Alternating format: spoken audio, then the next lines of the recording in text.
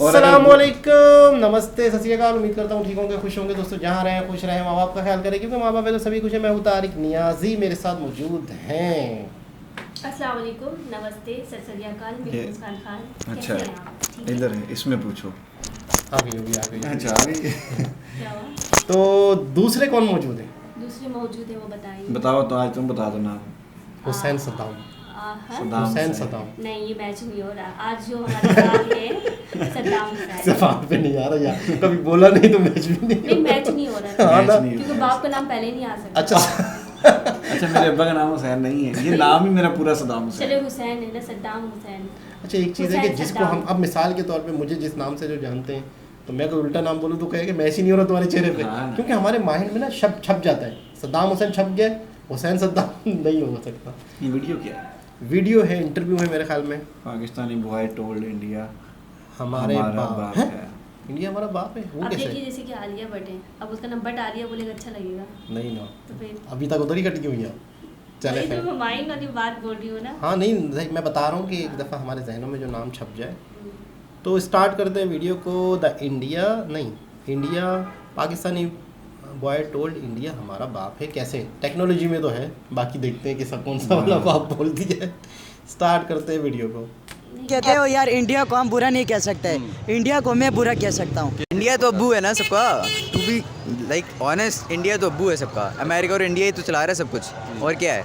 अब इंडिया कह रहा है कर्जा ना दो इन्हों को।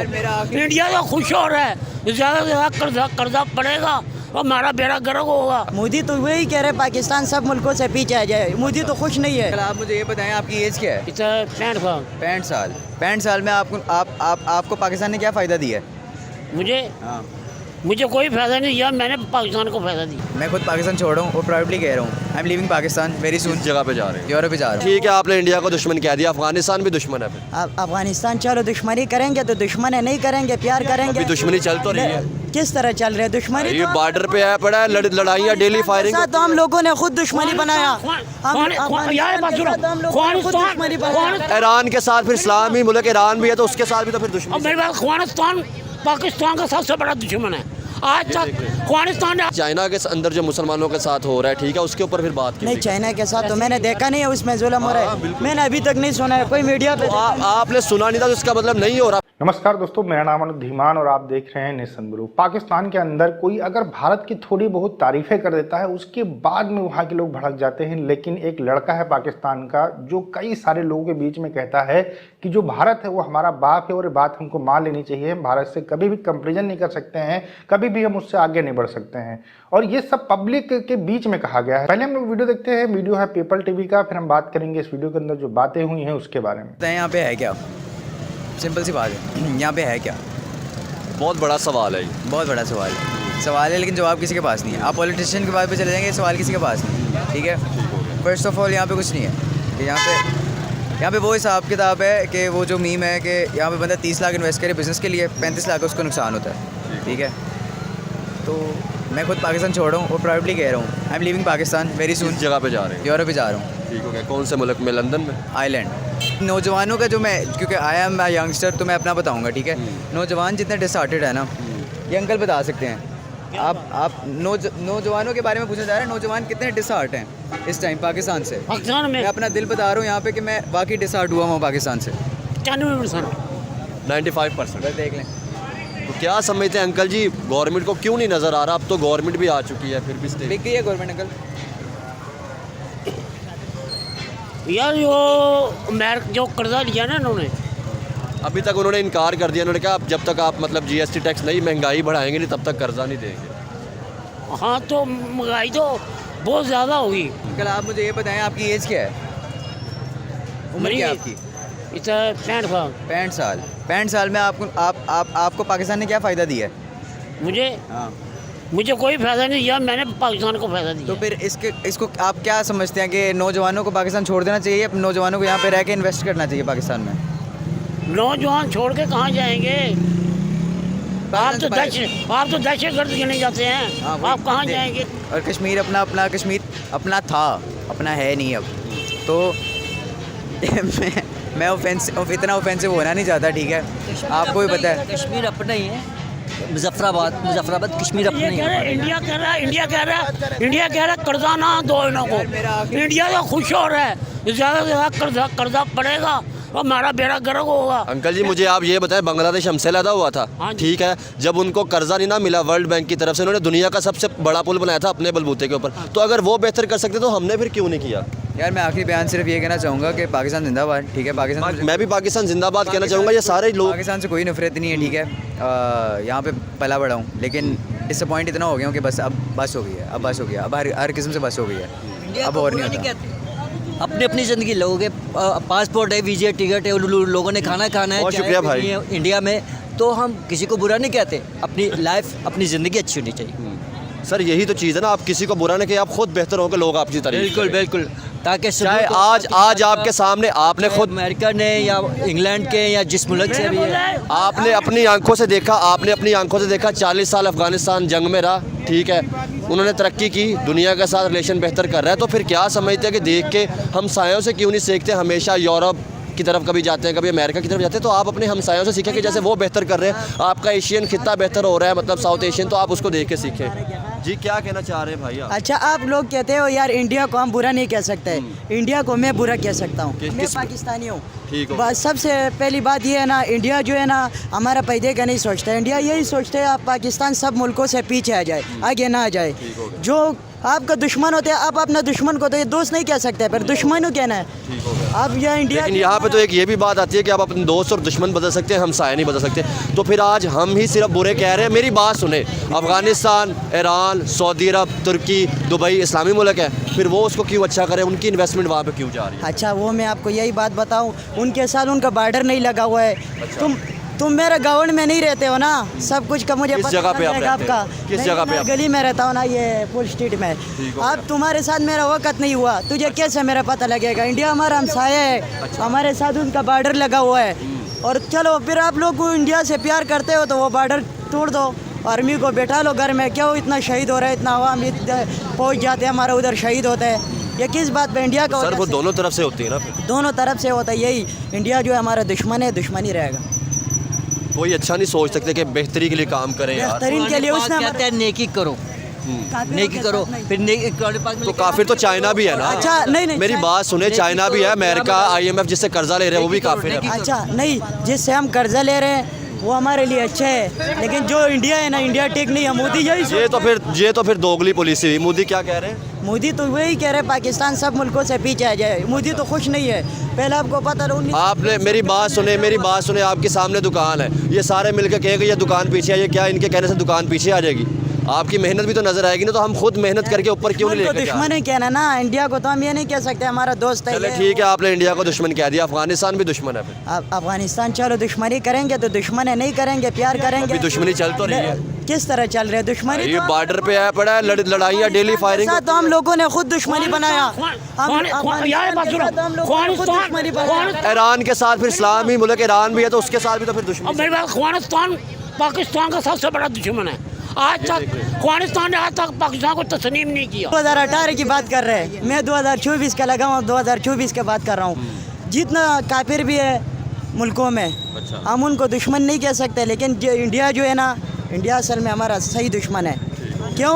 हम तो अमेरिका को भी दुश्मन कहते हैं, बहुत से मुल्कों को दुश्मन। अच्छा, हम सबसे पहली बात ये है, हम लोग जो है ना, हम गुलामी करते हैं। जो गुलामी करते हैं ना, फिर तो हर बंदे को दुश्मन करना पड़ेगा। ये भी दुश्मन कहेगा, ये भी दुश्मन कहेगा। हम तो मजबूर लोग हैं, हम तो ये मुल्क में रह रहे हैं ना, हम तो गुलामी में रह रहे हैं। बॉर्डरों पे तो हमारा नौजवान बेटे, हमारे बड़े बड़े मिनिस्टर बेटे, बड़े बड़े कर्नल बेटे, बड़े बड़े आर्मी चीफ बेटे हमारा, जिनको दो बदलते हैं, दो आते हैं, दो जाते हैं। उनको होना चाहिए ना दुश्मन पे। यार मेरा सवाल नहीं आप समझे, मेरा सिर्फ सवाल ये था कि एक दफ़ा दुश्मनी वाली बातें ख़त्म करके पाकिस्तान की बेहतरी के लिए, एजुकेशन के लिए, यहाँ पे जो लोग रहते हैं उनके लिए क्यों नहीं सोचते? यार हम तो सब के लिए सोचते हैं, हम तो यही सोचते हैं ना, हमारा जितना मुसलमान भी हर मुल्क में हो, उनके साथ जुल्म ना हो, उनके साथ अच्छा तरीके से। यही तो फिर मैं बात कर रहा हूँ ना, जैसे आपने कहा कि मुसलमान जिस जगह पे भी है उनके साथ ना हो, तो फिर चाइना के अंदर जो मुसलमानों के साथ हो रहा है, ठीक है, उसके ऊपर फिर बात नहीं, चाइना के साथ तो मैंने देखा नहीं है, उसमें जुल्म हो रहा है, मैंने अभी तक नहीं सुना है, कोई मीडिया पे आपने सुना नहीं था तो इसका मतलब नहीं हो रहा, फिर ये तो बताया नहीं गया। मतलब इंटरनेशनल मीडिया को अगर आप सुने तो वो तो कहता है, इंटरनेशनल मीडिया तो ये कहता है कि चाइना के अंदर भी जो है उड़ीगर उनका एक शहर है, वहाँ पे मुसलमानों को प्रॉपर तौर पे आज़ादी नहीं है, ठीक है, वो मस्जिदों के मीनार नहीं बना सकते, अज़ान नहीं दे सकते, फिर उसकी बात क्यों नहीं की जाती? ये तो फिर वज़ीर आज़म को होना चाहिए ना, वज़ीर आज़म डबल डोगली पुलिस है ना। नहीं यार, हमारा डोगली इसलिए चलेंगे, हमारा वज़ीर आज़म का काम है फिर ना, अभी तक तुम्हारा वज़ीर आज़म का पता यार, फिर वज़ीर आज़म का ही काम है ना, फिर हम इंडिया के मुसलमानों की फिर क्यों बात करते हैं? इंडिया के मुसलमानों की बात नहीं कर रहे हैं, इंडिया काफिर नहीं है, मोदी साहब उनकी बात कर रहे हैं हम। दोस्तों, इसमें सबसे बड़ी लाइन जो बोली गई है इस जाहिल के द्वारा, इसमें ये बोला गया है कि जो कर्जा हमें देता है वो हमारे लिए सही है, बाकी सब हमारे लिए काफिर हैं। मतलब इसका दिमाग देखिए कि जो इनको पैसा देता है वो इनके लिए अच्छा है, जो इनको पैसा नहीं देता है वो इनके लिए काफिर हो जाता है, वो उनके लिए दुश्मन हो जाता है।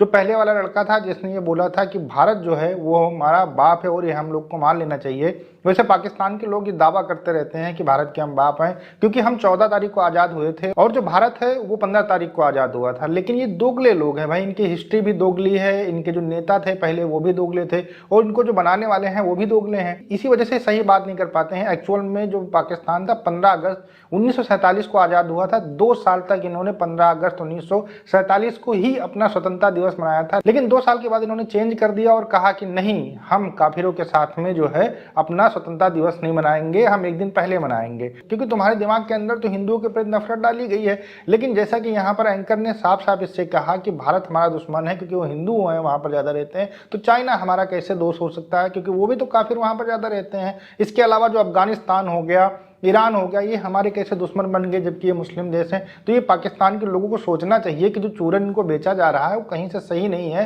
हिंदू, मुस्लिम, सिख, ईसाई, पूरी दुनिया के अंदर जितने भी रिलीजन हैं सब समान हैं, ये मानकर लोगों को काम करना चाहिए, ये मानकर लोगों को सोचना चाहिए। लेकिन पाकिस्तान के जाहिल लोग हैं, जो पढ़े लिखे लोग हैं, जैसा कि वो लड़का था उसने कहा कि हम पाकिस्तान से बहुत ज़्यादा परेशान हो चुके हैं और धर्म के नाम के ऊपर हमें चूरन खिलाया जाता है, लेकिन अब हमें हकीकत दिखने लगी है, इसी वजह से हम पाकिस्तान छोड़कर जाना चाहेंगे। आपने वीडियो देखा, आपको कुछ कमेंट सेक्शन में लिखना है तो आप लिख सकते हैं। हम आपसे मिलते हैं नए वीडियो के साथ। नमस्कार, धन्यवाद, जय हिंद, जय भारत। जनाब, नौजवान नस्ल मायूस हो चुकी है। ये वीडियो कब की है वैसे? ये है 17 घंटे पहले उन्होंने भी, मतलब ये अभी की होगी आज की, ना? हाँ, अभी की। जो उनके ऊपर एक आध दिन रिव्यू दिया इन्होंने भाई ने। तो ये पिछले भजन 2021 के बाद से यही हाल है ना। 2021 के बाद से पता है कितने लोग मुल्क छोड़ के जा चुके हैं और कितने पासपोर्ट बन रहे। पासपोर्ट के लिए अब आपको नॉर्मल पासपोर्ट भी मतलब महीने से ऊपर चला जाता है, आपको पता है। अर्जेंट भी आपको कम से कम लंबा टाइम, क्यों? क्योंकि दुनिया धड़ धड़ बाहर जा रही है। सही कह रहे हैं, मुल्क छोड़ के जा रहे हैं लोग, क्योंकि यहाँ पे रोजगार का मसला, फिर रोजगार का मसला, कंपनियां भाग रही हैं पिछले 2-3 साल से। अच्छा, फिर एक तो चीज़ें ठीक है, भाग गई। नया इन्वेस्टर भी नया भरोसा कर रहा। नया, मेरी बात सुनिए, नया कौन होता है? पुराना जब भाग रहा है, जब पुराना भाग रहा है तो नया क्यों आएगा कोई? जो पाकिस्तानी ओवरसीज हैं वो अपना पैसा नहीं भेज रहे, सही है। वो पैसा भेजेंगे तो मुल्क के हालात सही होंगे ना, वो पैसा ही नहीं भेज रहे क्योंकि यहाँ गवर्नमेंट कोई सही आएगी तो वो पैसा भेजेंगे। और दूसरी चीज़ ये है कि कई ओवरसीज़ पाकिस्तानियों की वीडियोस आई हैं, वो कहते हैं कि हम पूरे मुल्क का कर्जा उतारने को तैयार हैं, लेकिन हमें श्योरिटी दी जाए कि जो हम पैसा भेजेंगे उससे कर्जा उतरेगा या खा जाएंगे। और दूसरी हमें श्योरिटी ये दी जाए कि क्या हमारी जान सेफ है। उनको तो ये लग रहा है कि अगर हमने कोई पैसा, वो कहते हैं इमरान खान आएगा तो सब कुछ आएगा, सही है। नहीं, इमरान खान पे इसमें कोई शक नहीं है कि इमरान खान पे बाहर वो भरोसा करते हैं, भी बहुत भरोसा करते हैं। लेकिन और इमरान खान के दौर में ही उनकी थोड़ी वैल्यू बनी थी बाहर, वरना पाकिस्तानी की क्या औकात है बाहर, सबको पता है। मेरा सबसे सबको पता है, ये हम लोग 4 भाई हैं, तो मेरा जो सबसे छोटा भाई है वो दुबई में काफ़ी मतलब 4-5 सालों से दुबई में था।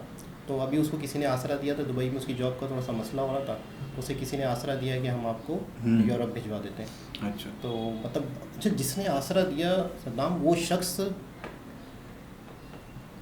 20-25 सालों से अब्बू का जद दोस्त थे, यानी जानने वाले हैं, एक दूसरे को अच्छी तरह जानते हैं। तो उन्होंने यूरोप का आसरा दे दिया। अच्छा, कितने पैसे लिए भाई से? छोटे, सबसे छोटा भाई जो दुबई में था, हाँ, कितना 22 लाख रुपए भाई ने दिए। 22 लाख रुपए सिर्फ अब्बू के कहने पे, अब्बू का दोस्त है। 22 लाख रुपए जमा कराने के बाद इस वक्त भाई 2 महीने से कहाँ फंसा हुआ है? कीनिया में।